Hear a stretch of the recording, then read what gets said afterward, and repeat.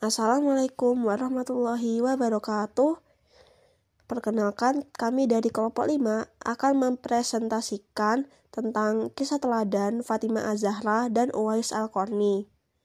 Sebelumnya, perkenalkan, nama saya Aisyah Azal Salsabila, absen 25, dan teman-teman saya yang lainnya, yaitu Izan Faris Ramadan, absen 29, Rajwa Rizky Lubara, absen 35, Arumi Putri Karimah, absen 26, Diajeng Rilan Pratiwi, absen 28, Muhammad Akmal Rizkillah, absen 30, dan Dava Nur Fahmi, absen 27.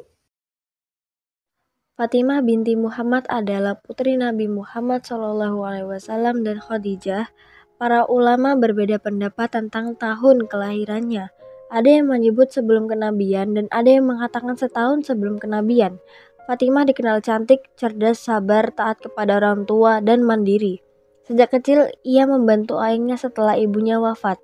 Saat Nabi berdakwah di Makkah, ia sering melihat ayahnya ditentang kaum Quraisy. Namun, tetap setia mendukung dan menjadi penghibur ayahnya. Fatimah tumbuh menjadi perempuan yang kuat, tegar, dan menjaga kehormatan dirinya. Fatimah menikah pada usia 15 tahun dengan Ali bin Abi Thalib dan dikaruniai 4 anak dari pernikahannya dengan Ali bin Abi Thalib, yaitu 2 putra alias Hasan dan Husain dan 2 putri alias Zainab dan Ummu Kulsum. Fatimah wafat dikarenakan sakit keras yang dialaminya selama 40 hari.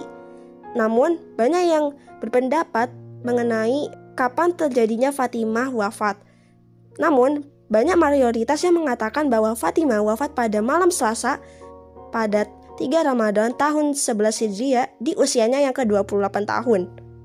Akan tetapi, karena Fatimah berpesan bahwa hanya Ali bin Abi Thalib lah suami dari Fatimah yang boleh menyentuh tubuhnya, Ali bin Abi Thalib lah yang memandikan dan mengkafani Fatimah serta mengkuburkannya bersama Hasan dan Husain di pemakaman Al-Baqi pada malam hari.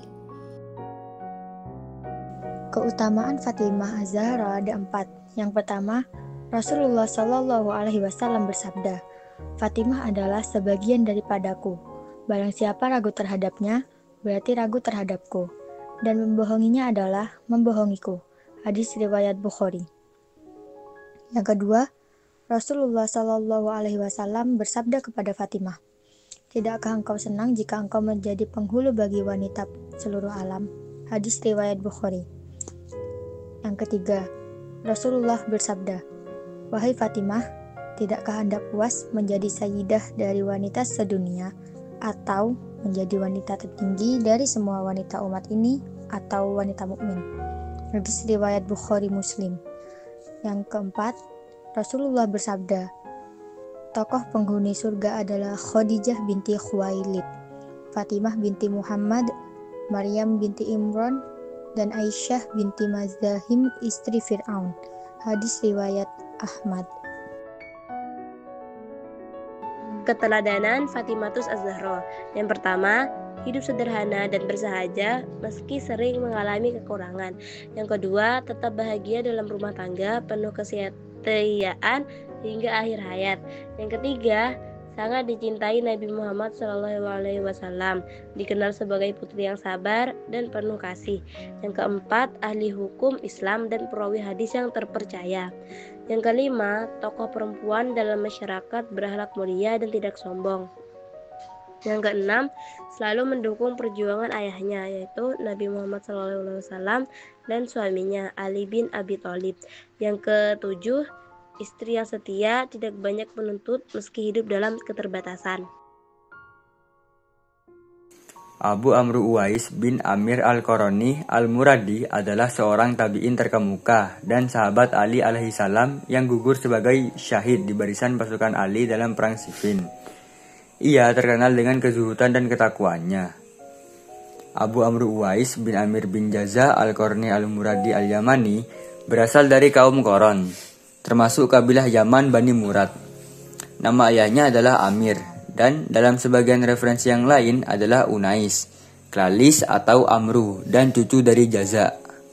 Sedangkan nama ibunya tidak disampaikan secara spesifik dalam cerita tentang dirinya.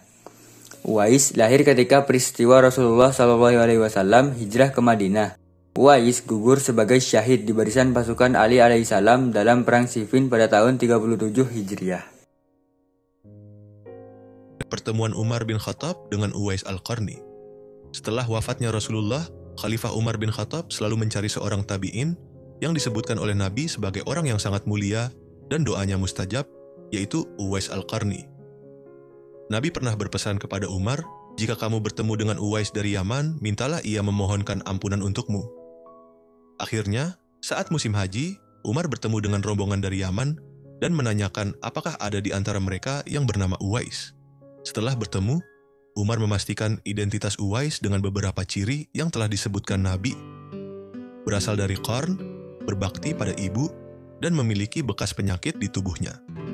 Umar pun memeluk Uwais dengan penuh haru dan berkata, "Mintakanlah ampun untukku kepada Allah."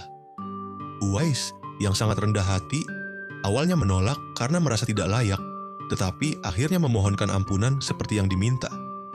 Setelah itu, ia cepat-cepat meninggalkan tempat agar tidak dikenal dan dipuja-puji oleh banyak orang. Keteladanan Uwais Al-Qarni. Uwais Al-Qarni adalah sosok yang menunjukkan bagaimana bakti yang mendalam kepada orang tua bisa menjadikan seseorang begitu istimewa di mata Allah, bahkan tanpa dikenal banyak orang di dunia. Ia sungguh dicintai Allah dan namanya terkenal di kalangan penghuni langit. Poin-poin utama dari keteladanannya meliputi pengorbanan luar biasa untuk ibu. Ia dikenal karena kesediaannya menggendong ibunya yang sakit dari Yaman hingga ke Mekah agar bisa menunaikan ibadah haji. Ini adalah bukti cinta, kesabaran, dan dedikasi yang tak terhingga. Keikhlasan yang murni. Semua perbuatan baiknya, termasuk baktinya pada sang ibu, dilakukan hanya karena mencari ridha Allah, bukan untuk mendapatkan pujian atau pengakuan dari manusia. Ia sama sekali tidak mencari ketenaran di dunia. Rendah hati yang konsisten. Meskipun namanya disebut langsung oleh Nabi Muhammad SAW, dan ia sangat dihormati oleh sahabat-sahabat besar seperti Umar bin Khattab, Uwais tetap sederhana dan tidak pernah ingin menonjolkan dirinya. Kisah Uwais Al-Qarni mengajarkan kita bahwa kemuliaan dan nilai sejati seorang hamba berasal dari ketulusan hati dalam berbakti dan beramal, bukan dari popularitas atau status duniawi.